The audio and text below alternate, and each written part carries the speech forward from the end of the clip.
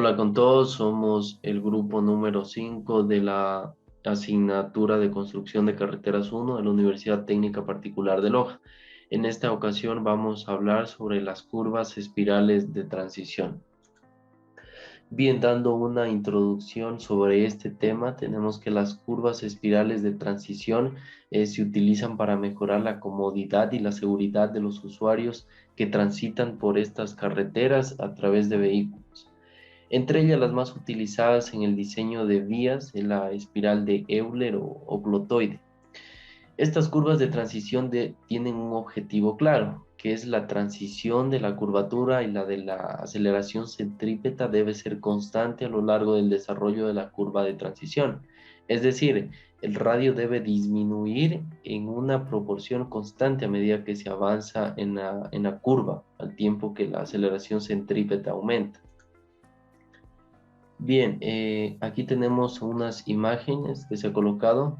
La primera es que cuando un vehículo llega a una curva circular simple, experimenta una variación repentina de la curvatura, que va desde 0 a 1 sobre RC, en el punto de inicio de la curva, que viene siendo PC, que se mantiene igual a lo largo de toda la curva hasta que termina de nuevo intempestivamente en el PT. La segunda, cuando se ingresa en una curva, también se representa un cambio en aceleración centrípeta, tanto en PC como en PT, pasando de una aceleración nula en una recta a una definida. Estas parten de una curva circular simple.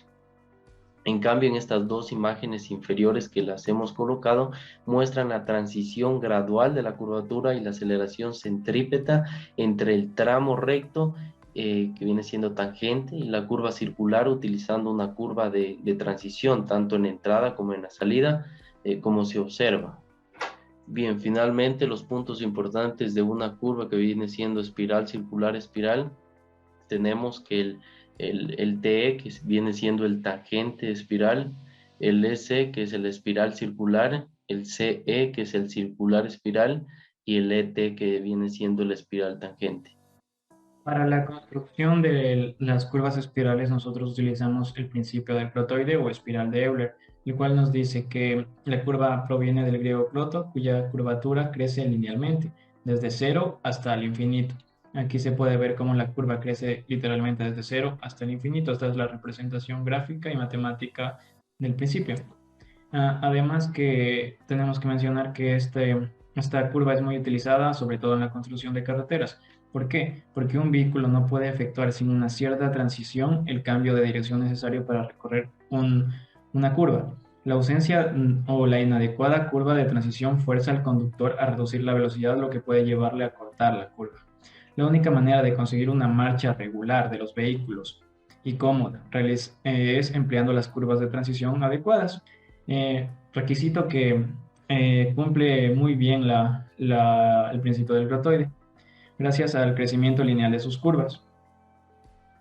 Pues en cambio, permaneciendo constante la velocidad y con presiones uniformes crecientes en el volante, el camino del vehículo corresponde exactamente a un arco clotoide. Aquí podemos ver algunos de los elementos que conforman, o más bien todos los elementos que conforman un clotoide. Entre los cuales tenemos el PI, que es el punto de intersección de las tangentes principales, el TS, que es el punto de cambio de tangente espiral, la LS, que es la longitud total de espiral. En cuestión, todos son puntos geométricos que se determinan analizando la geometría de la espiral. Para determinar los elementos geométricos de la espiral contamos con los siguientes datos de entrada. Procedemos a calcular los elementos de la curva, que son K, que es igual al radio de la curva por la longitud de la espiral. Calculamos los ángulos, la deflexión de la espiral, deflexión entre tangentes y el ángulo central de la curva circular.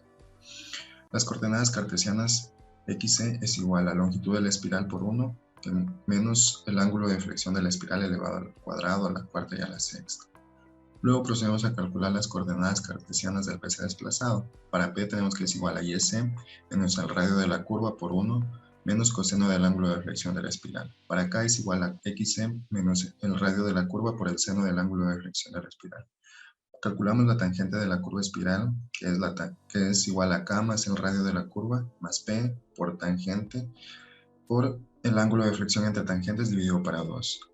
Para la externa de la curva espiral es igual al radio de la curva más P por 1 que divide coseno del ángulo de las tangentes dividido para 2 menos el radio de la curva.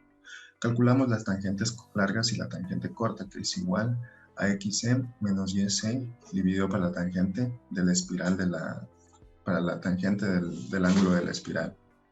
Asimismo, para YC utilizamos el seno. Las coordenadas cartesianas del centro de la curva es igual a, para X0 es igual a K y para Y0 es igual a YC más el radio de la curva por el coseno de flexión de la espiral. Calculamos la cuerda larga de la espiral y la longitud de la curva circular. Y estos son los elementos de nuestra curva. Como punto 4 tenemos la comprobación de coordenadas y abscisas de la curva espiral. Aquí se tiene una imagen de la curva espiral elegida del tramo general. Y con esto se obtuvieron los resultados de la curva espiral mediante el Excel. Para cada uno de los puntos TE, SE, CE y ET se obtuvieron las abscisas, los valores de la longitud, los valores del ángulo en grados, los valores de las coordenadas cartesianas del S, X y Y, los valores de las cuerdas, de las deflexiones, los azimuts y sus coordenadas. Además tenemos los valores de los rumbos de entrada y salida, el valor del parámetro K, los valores de las coordenadas cartesianas del PC desplazado, que es el P disloque y el parámetro K. Y con esto se obtuvieron los resultados de la curva espiral mediante el Civil 3D y se hizo una comparativa de estos resultados. De igual manera para cada uno de los puntos se obtuvieron los distintos parámetros, el parámetro K, el P, K minúscula, el ángulo como anteriormente se especificó, rumbos de entrada y de salida, además las abscisas del PK inicial y del PK final para cada uno de los puntos y sus respectivas coordenadas. Y por último los parámetros de PI, el ángulo de incremento, las abscisas y sus respectivas coordenadas. Espirales a lo largo de toda la curva. Ya, para esto hemos utilizado el software llamado Civil 3D, que es con el que trabajamos nuestro proyecto. Ya, como sabemos, en la ingeniería civil se utilizan varias curvas de transición para introducir gradualmente curvatura y peralte entre tangentes y curvas circulares, así como entre dos curvas circulares como curvaturas diferentes. En este caso, las espirales tienen dos que nos cuenta como la curva de salida y curva de entrada. Como podemos observar aquí, se encuentra nuestra ruta que hemos hecho, que comprende desde el redondel de Loja Zamora al portachuelo que se encuentra en la carretera de Loja Zamora. Ya, para ello hemos utilizado la herramienta que es herramienta de composición de alineación, en el cual vamos a trazar las espirales. Utilizamos la herramienta configuración de curva espiral, el tipo clotoide. Aquí cabe mencionar que Civil 3D nos da muchas opciones, pero clotoide es la más habitual y la que más se usa para líneas férreas y para carreteras también. Ya, aquí colocamos nuestros datos que ya se nos dice para el proyecto, que es una longitud de 60 metros, en la espiral de entrada, espiral de salida igual de 60 metros y una curva de 168. Listo, como podemos observar, después de unir todos los puntos, se nos crean nuestras espirales a lo largo de todo el proyecto, si vamos seleccionando todos los puntos de nuestra ruta.